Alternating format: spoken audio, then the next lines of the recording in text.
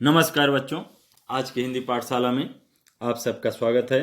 आज हम लोग संचयन पुस्तक जो सहायक पुस्तक है उस पाठ यानी उसका पहला जो पाठ है हरिहर काका का सार मैं आपको मौखिक बता रहा हूँ और इसके बाद मैं आपको इस पर आधारित कुछ प्रश्न देंगे जिसे आपको लिखना है। तो चलिए आइए हम सबसे पहले आपको सार में सुनाता हूँ हरिहर काका पाठ का। तो इसमें यह है कि हरिहर काका कहानी के कथाकार मिथिलेश्वर हैं। यह एक मर्मस्पर्शी कथा है। इस कहानी के माध्यम से कथाकार ने ग्रामीण पारिवारिक जीवन तथा हमारी आस्था के प्रतीक धर्म स्थलों में अपने पांव फैला रही स्वार्थ प्रवृत्ति को उजागर किया है। स्वार्थ के कारण ही व्यक्ति अपनों में भी पराया हो जाता है। उसे समाज में किस प्रकार के कष्ट उठाने पड़ते हैं, इस कथा में इसका मर्मस्पर्शी वर्णन किया गया है। लेखक हरिहर काका के जीवन से गहरे रूप में जुड़े हुए हैं। वह उनका काफी सम्मान करते हैं।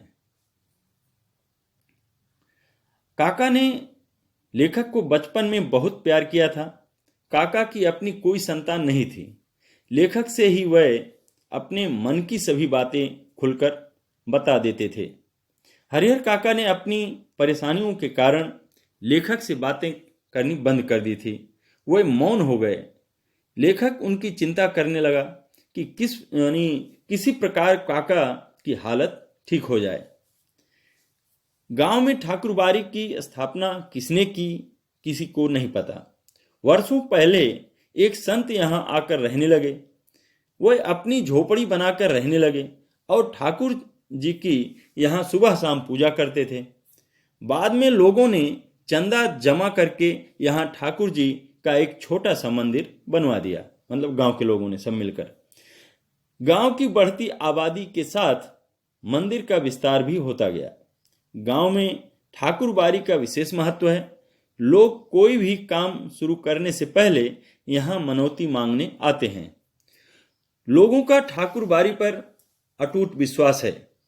इसका संचालन एक धार्मिक समिति करती है। किसी भी प्राकृतिक आपदा के समय ठाकुरबाड़ी के द्वार खोल दिए जाते हैं। गांव में हरिहर काका का परिवार है। वे 4 भाई हैं। हरिहर काका को छोड़कर सभी का भरा पूरा परिवार है। हरिहर काका की 2 शादियां हुई, लेकिन दोनों पत्नियां स्वर्ग सिधार गईं। दोनों में से किसी को भी बच्चा पैदा नहीं हुआ था। वे अपने भाइयों के साथ रहते थे। मतलब हरिहर काका।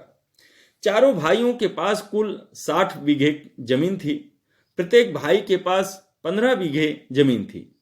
सबकी नजर काका की जमीन पर थी। हरिहर काका का जीवन एक मुसीबत बन चुका था। पहले परिवार वाले पूरा ध्यान देते थे, परंतु अब उनके साथ दुर्व्यवहार किया जाता। उन्हें बचा खुचा खाना दिया जाता।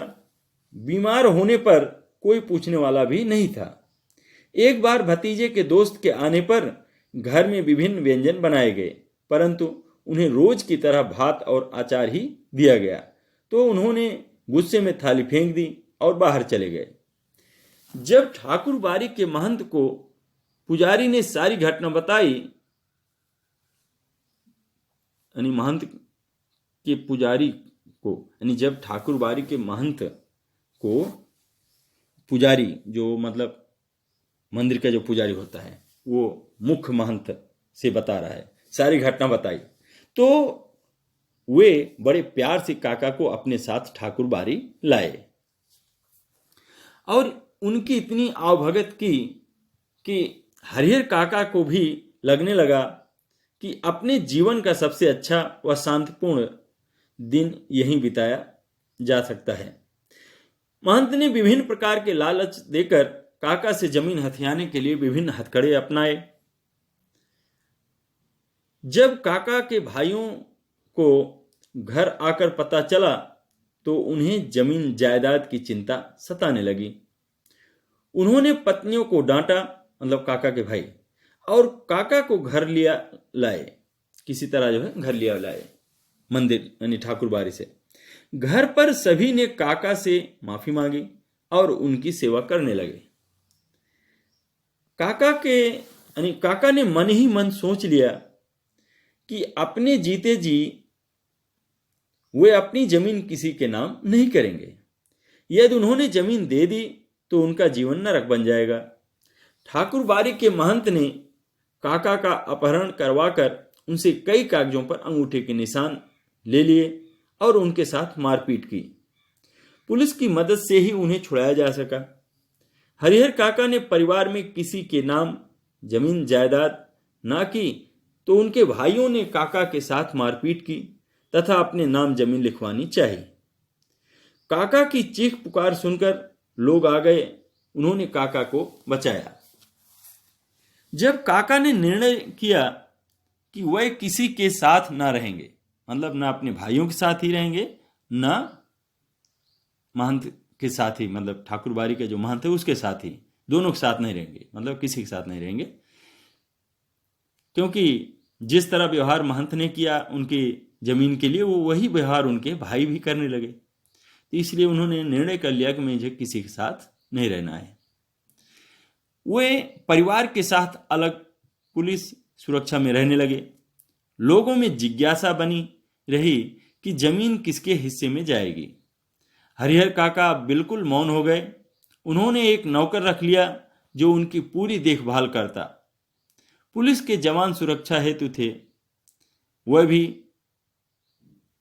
काका की खर्चे पर मौज उड़ाते थे। तो इस तरह से मैंने आपको ये संक्षेप में कहानी सुनाई। और इस कहानी में जो सीखे जाने वाले बिंदु हैं कुछ इस तरह से हैं कि पहला बिंदु है जैसे कि पारिवारिक एवं सामाजिक संबंधों में व्याप्त स्वार्थ लोलुपता की भावना को उजागर करके मनुष्यों के पतन को दर्शाना इस कहानी का लक्ष्य है। दूसरा, धन या संपत्ति के लोभ के लिए करीबी संबंधियों के लोग भी दुश्मन बन जाने का यानी दुश्मन बन जाने को प्रदर्शित करना। तीसरा बिंदु है कि धर्म की आड़ में धर्माधिकारियों द्वारा समाज का ठेकेदार बन जाने को प्रदर्शित करना। तो ये इस तरह से ये इसके मुख्य बिंदु हैं। और एक प्रश्न मैं आपको बता रहा हूँ क्योंकि आपको बताना चाहूँगा कि इस जो पुस्तक है ये संचयन, ये इसका वेटेज है 6 अंक और 3 पाठ हैं। तीनों से शायद एक एक प्रश्न होंगे और तीनों प्रश्नों में से 2 का हमें उत्तर लिखना है। तो 2 प्रश्न का उत्तर मतलब 40 से 50 शब्दों में इसका उत्तर आपको लिखना पड़ेगा और एक प्रश्न जो है 3 अंक का होगा। तो तीनों में किसी 3 प्रश्न में से 2 का उत्तर आपको 40 से 50 शब्दों में लिखना होगा। तो मैं एक प्रश्न आपको दे रहा हूँ, मतलब प्रश्न भी बता रहा हूँ और उत्तर भी बता रहा हूँ कि किस तरह से आप लिख सकते हैं। और उसके बाद मैं 2 प्रश्न आपको दूंगा, उसे आपको अपने कक्षा कार्य की कॉपी पर लिखना है 40-50 शब्दों में। तो आइए हम इसमें पहला प्रश्न मैं आपको समझाता हूँ कि हरिहर काका पाठ में जिस यथार्थ को उजागर किया गया है उससे आपको क्या सीख मिलती है। तो इस तरह के प्रश्न मतलब आपसे पूछे जा सकते हैं। तो इसका जवाब हम इस तरह से लिख सकते हैं कि यह पाठ पारिवारिक संबंधों में भातृभाव को नकारते हुए पांव पसारती जा रही स्वार्थ लिप्सा तथा धर्म की आड़ में फलने फूलने का अवसर पा रही हिंसा वृत्ति को बेनकाब करते हुए आज के ग्रामीण जीवन का ही नहीं बल्कि शहरी जीवन की यथार्थता को भी उजागर करता है। इससे हमें यह सीख मिलती है कि आज के समय में धन का महत्व सर्वोपरि है।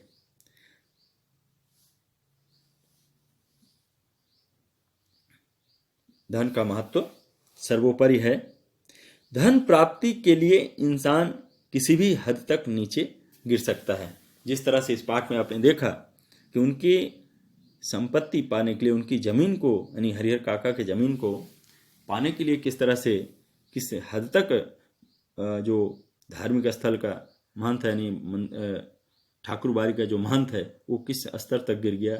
और उसको तो छोड़ो कि मानो वो तो महंत है, उनसे यानी उनका खून का रिश्ता कुछ नहीं है काका का, यहाँ तक जो अपने सगे संबंधी उनके खुद के भाई हैं वो भी जमीन के लिए किस तरह से उनके साथ यानी व्यवहार कर रहे हैं, किस तरह से मतलब निम्न स्तर पर किस तरह से गिर गए हैं सिर्फ उनकी ज़मीन के लिए। तो इस तरह से इसका हम जवाब लिख सकते हैं। और इसके साथ 2 प्रश्न मैं आपको दूंगा, उसका जवाब आपको 40 से 50 शब्दों में लिखना है।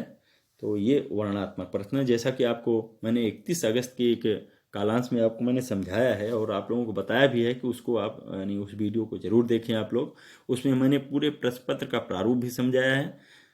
क्योंकि इस बार जो प्रश्न पत्र है 2 खंडों में है, 4 खंडों में था अभी तक, लेकिन इस बार 2 खंड में है। खंड आ में बहुविकल्पिक प्रश्न होंगे जो है ना 40 अंक का उसमें से आपको करना है, और खंड खा में यानी खंड बा में वर्णनात्मक प्रश्न पूछे जाएंगे जो कि 40 अंक का है। तो ये जो हमारी सहायक पुस्तक संचयन पुस्तक है, इससे आपको यानी 3 प्रश्न होंगे, 3 में से 2 ही उत्तर लिखना है और 40 से 50 शब्दों में। तो यही हमारे समझाने का लक्ष्य था आज आपका, आप लोगों को। तो आशा रखता हूँ कि आप लोग समझ गए होंगे और जो मैं आपको प्रश्न दूंगा उसे आप लोग लिखेंगे भी। और मैं मौखिक भी बोल देता हूँ। पहला प्रश्न का उत्तर लिखना है आपको। पहला प्रश्न है कि समाज में रिश्तों की क्या क्या अहमियत है, इस विषय पर अपने विचार प्रकट कीजिए। ये आपके पुस्तक का ही प्रश्न है। और दूसरा प्रश्न दे रहा हूँ आपको, हरिहर काका के गांव में यदि मीडिया की पहुंच होती तो उनकी क्या स्थिति होती, अपने शब्दों में लिखिए। तो इन दोनों प्रश्न का उत्तर आपको 40 से 50 शब्दों में लिखना है। तो इन्हीं शब्दों के साथ मैं अपनी वाणी को विराम देता हूँ। धन्यवाद।